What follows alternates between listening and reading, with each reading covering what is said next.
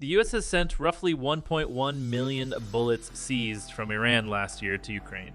Its military has said the U.S. Central Command which oversees operations in the Middle East, as the rounds were confiscated from a ship bound for Yemen in December. Ukraine's Western allies recently warned that their production lines were struggling to keep up with the rate at which Ukraine was using ammunition. Centcom says the Iranian rounds were transferred to Ukraine on Monday. It added the ammunition was 7.62 mm caliber used in Soviet-era rifles and light machine guns. While the number is significant, it represents a small percentage of the hundreds of millions of rounds already provided by allies to Ukraine.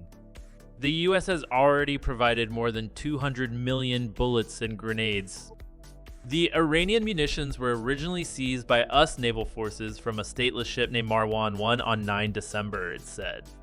The US government gained ownership of them in July through a process known as civil forfeiture, by which an asset can be seized if its owner is thought to be involved in criminal activity.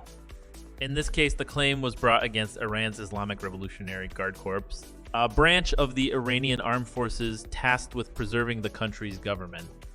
In a statement, Centcom said the U.S. was committed to working with our allies and partners to counter the flow of Iranian lethal aid in the region by all lawful means.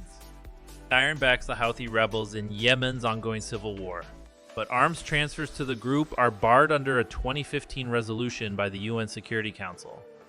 The civil war in Yemen began in 2014 when the Houthis took control of the capital Sana'a and removed the country's government. The ousted government remains the internationally recognized authority in Yemen and is backed by a Saudi-led coalition of countries in the region as well as the US and the UK. Since the second half of last year, Iran has also repeatedly been accused of supplying Russia with arms, most notably drones, for use in the war in Ukraine. The transfer to Ukraine comes amid rising concern among Western allies over their continued ability to arm Kyiv. On Monday at the Warsaw Security Forum, Adam Robauer, the chairman of NATO's military committee, said that the bottom of the barrel is now visible.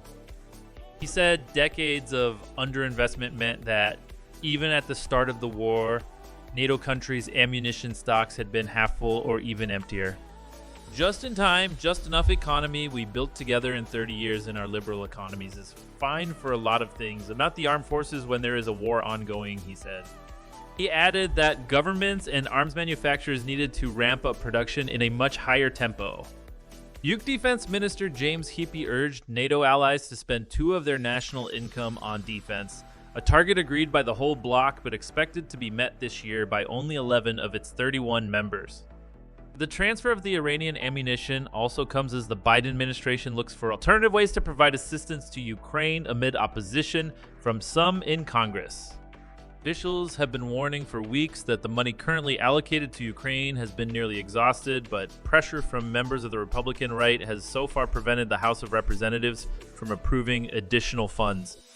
On Tuesday, some of the same members want to vote to unseat House Speaker Kevin McCarthy, a move which will delay any vote on further aid until after a replacement is installed, which will not happen until at least the middle of next week. Even then, any future speaker who brings a vote on the issue to the floor is almost certain to face similar opposition.